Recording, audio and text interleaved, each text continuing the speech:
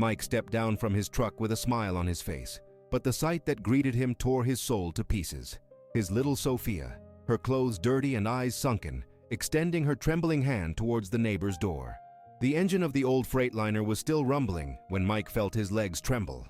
2 weeks on the road, hauling goods from major cities to the most remote towns across the country, all for the same dream, to give Sophia the life he never had. But now, standing in front of his house in the Maple Street neighborhood, nothing made sense. "Sophia, what are you doing, sweetie?" His voice came out broken, barely a whisper in the thick evening air. The girl turned at the sound of her name, and when her eyes met her father's, a mix of relief and shame crossed her face. She ran to him with open arms, but Mike could see how thin she was, how her clothes hung on her like old rags. "Daddy, I knew you'd come back," Sophia murmured as she clung to his legs. "Aunt Rose said maybe you wouldn't this time, but I knew you would." Mike's heart stopped. Rose, his sister-in-law, the younger sister of his late wife, Elaine. The same Rose who had cried at the funeral, promising she would always look after Sophia as if she were her own daughter. The same one who had insisted on staying with the girl during his work trips. "Where is Aunt Rose?" he asked, trying to remain calm as he lifted Sophia into his arms. The girl weighed less than the toolbox he carried in the truck. "I don't know, Daddy. She left last night with Mark and hasn't come back. She didn't leave me any food and I was so hungry."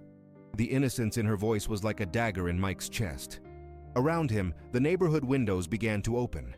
Familiar faces appeared behind the curtains, some with expressions of pity, others with something that looked like judgment. Mike knew those stares. He had seen them in the mirror for months after Elaine died, when people whispered if a single man could truly raise a child. Mrs. Henderson, the neighbor across the street, came out of her house with her arms crossed. Her expression was hard as stone. "Good afternoon, Mike," she said with a coldness that cut the air. "I see you finally returned." "Good afternoon, Mrs. Henderson." Mike gently lowered Sophia, keeping a protective hand on her shoulder. "Have you seen Rose?" "Oh yes, I've seen her," the older woman replied, her voice laden with sarcasm.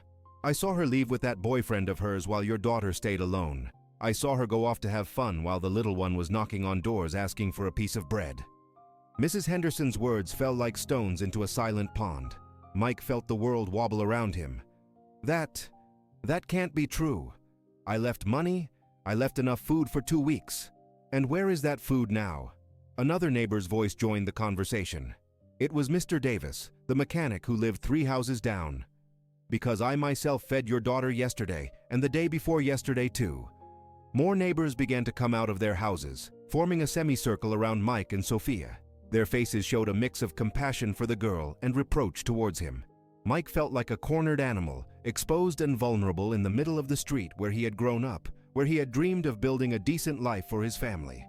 I didn't know," he murmured, his voice barely audible. "Rose told me everything was fine. She sent me messages saying Sophia was happy, that she was eating well, that she was cared for." "Messages can be faked, Mike," Mrs. Henderson said, her tone now softer, but no less severe. "But a child's hunger can't be faked. Neglect can't be faked." Mike looked at his daughter, who was clinging to his pants tightly, as if she feared he would disappear again. In her eyes he saw complete trust, unconditional love, but also a maturity that no 8-year-old girl should have.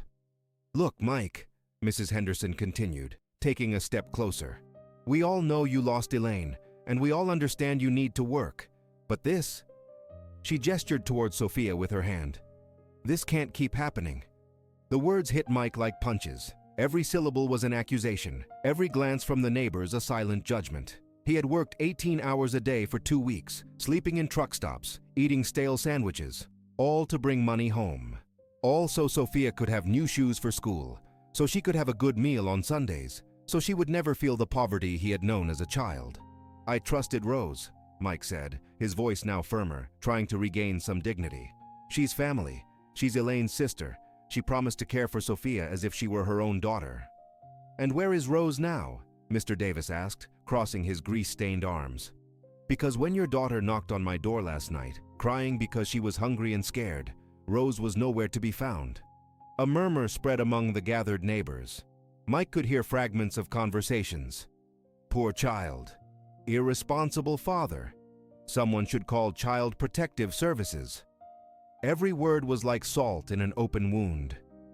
"I didn't know," Mike shouted, his composure finally breaking. "If I had known, I never would have left. I never would have let this happen." Sophia flinched at her father's shout, and Mike immediately knelt beside her. "I'm sorry, sweetie. Daddy didn't mean to yell at you. It's just that—" His voice broke. "It's just that Daddy doesn't understand how this happened." "Don't cry, Daddy," Sophia whispered, wiping a tear that had begun to roll down Mike's cheek. "I knew you'd come back. You always do."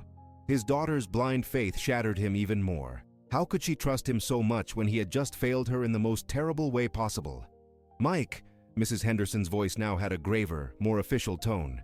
"Maria, my niece, works at Child Protective Services. She says that when a child is in a situation of neglect—" "My daughter is not neglected," Mike interrupted, standing up abruptly. "I work to give her everything she needs. Every dollar I earn is for her." "What good is money if there's no one to care for the child?" Mrs. Henderson retorted. "What good is it if she's alone, hungry, scared?" "Rose was supposed to—" Mike stopped. He knew repeating the same thing wouldn't change anything. The facts were there, for everyone to see. His daughter had been alone, hungry, asking neighbors for food while he drove on lost roads, believing everything was fine. "Mike," a soft voice said from behind the group. It was Mrs. Miller, the retired teacher who lived on the corner. "No one is saying you're a bad father, but maybe you need to rethink how things are." "Rethink how?" Mike asked, though he feared the answer. "Perhaps that job of yours. Those long trips. Maybe they're not the best option now that you're alone with your daughter." The silence that followed was deafening. Mike knew what that meant. His job as a long-haul truck driver was the only thing he knew, the only thing that gave him enough money to keep Sophia in private school, to pay the rent on their little house, to give her a better life than he had had. "But if I don't work as a driver," he murmured, more to himself than to the others. "The jobs here in the neighborhood barely let you survive. Better to survive together than live apart," Mrs. Henderson stated. "At least that way you'll know where your daughter is and how she's doing." Mike felt the weight of the world fall on his shoulders. For the first time since Elaine's death, he felt completely lost. The plan he had built, the life he had imagined for himself and Sophia, all crumbled before his eyes in the middle of the street, under the accusatory gaze of the entire neighborhood. That night, Mike stayed awake in his small living room, watching Sophia sleep on the sofa. He hadn't been able to take her to her room because the bed was piled high with dirty clothes Rose had left scattered. The whole house smelled of neglect, of days without cleaning, of broken promises. On the kitchen table was the envelope with the money he had earned during the trip. $350, enough to pay the rent, buy food for the month, and maybe even a new toy for Sophia. But now every bill seemed tainted, bought at the cost of his daughter's neglect. His phone showed the messages Rose had sent him during his absence. "Everything's good here. Sophia ate spaghetti. She loved it. She behaved very well at school. Don't worry. Enjoy work." Each message was a perfectly constructed lie, a stab of betrayal that hurt more than any physical blow. At 2 in the morning, Rose finally appeared. She walked through the door as if nothing had happened, carrying a bag from an expensive store and laughing on the phone with someone. "Oh, Mike," she said when she saw him sitting at the table, without showing a hint of shame. "I didn't know you were back." "Where were you?"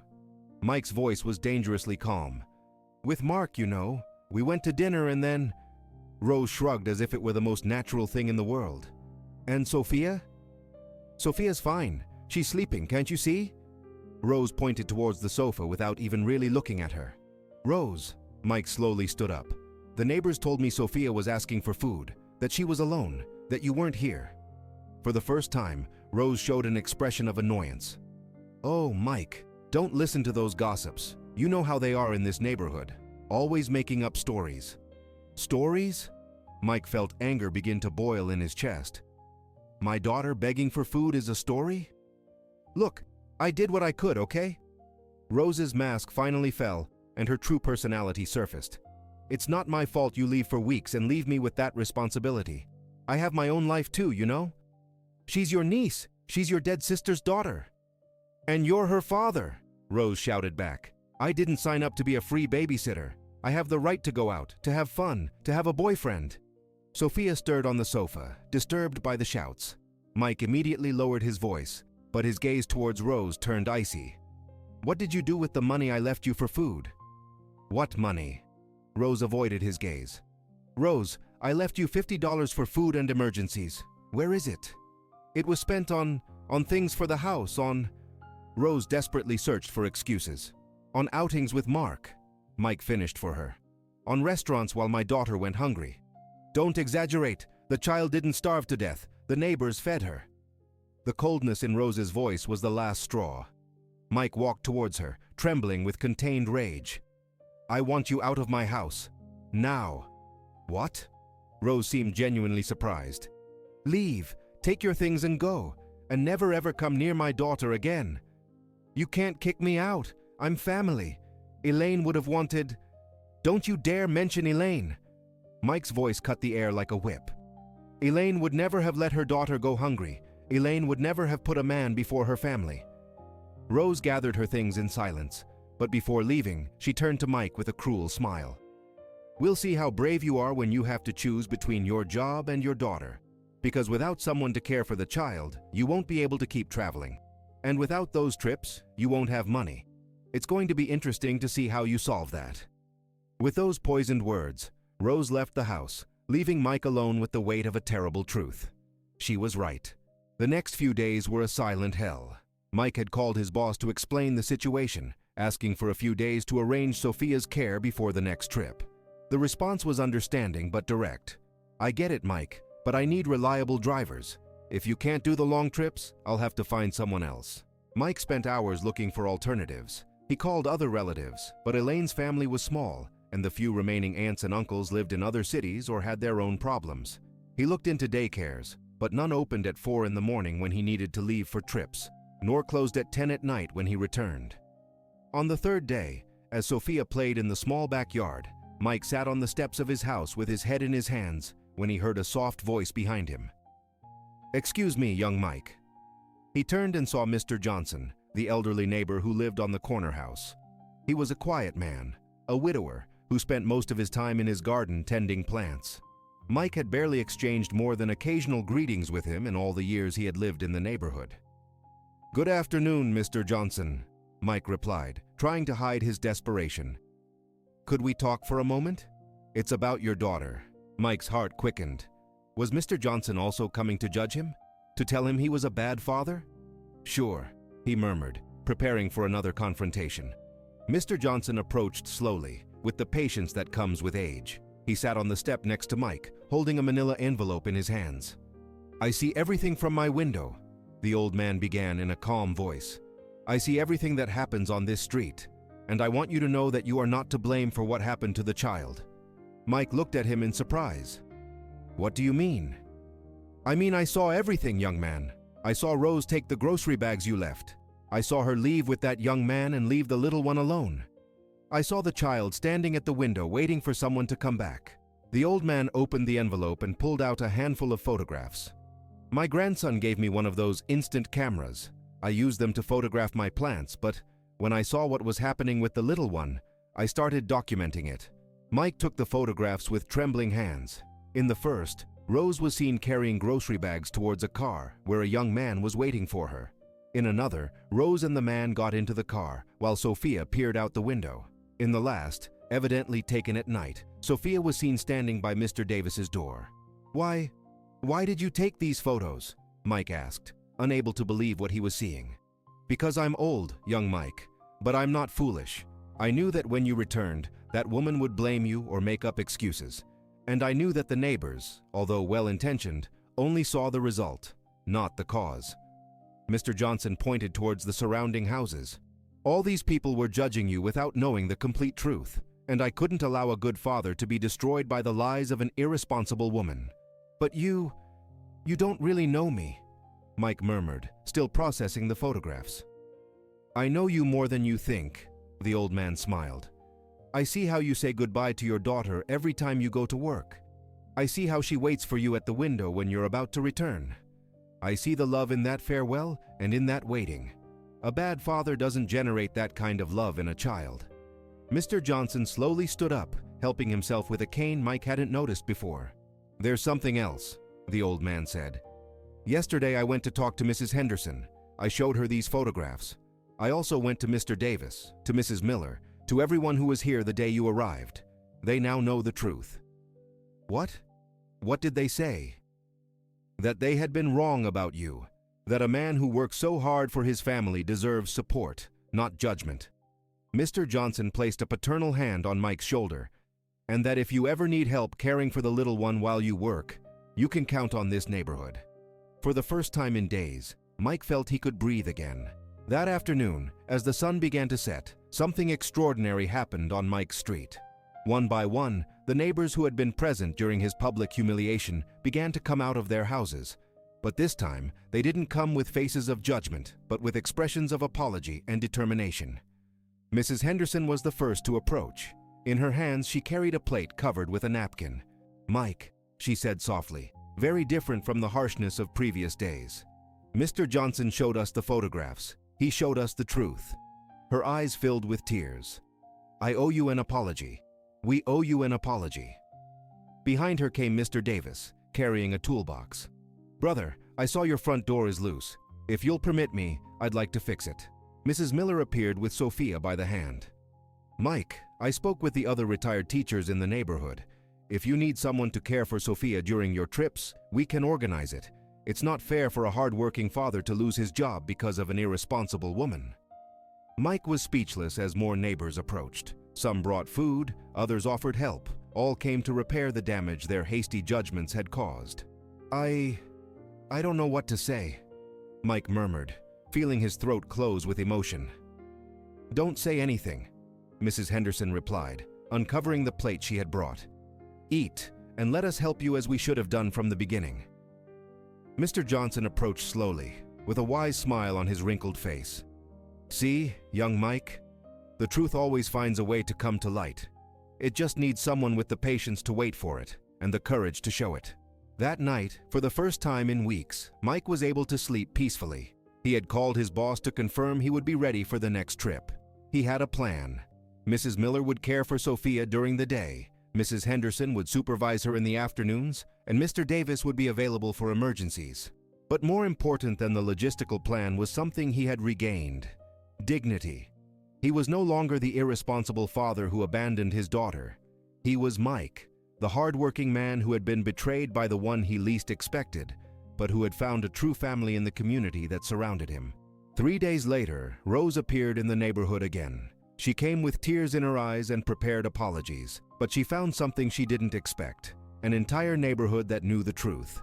Mrs. Henderson intercepted her before she could reach Mike's house. "Rose, dear," she said with a smile that didn't reach her eyes. "So good to see you back. I was just talking with the neighbors about these very interesting photographs Mr. Johnson showed us." Rose paled when she saw the photos in Mrs. Henderson's hands. I can explain."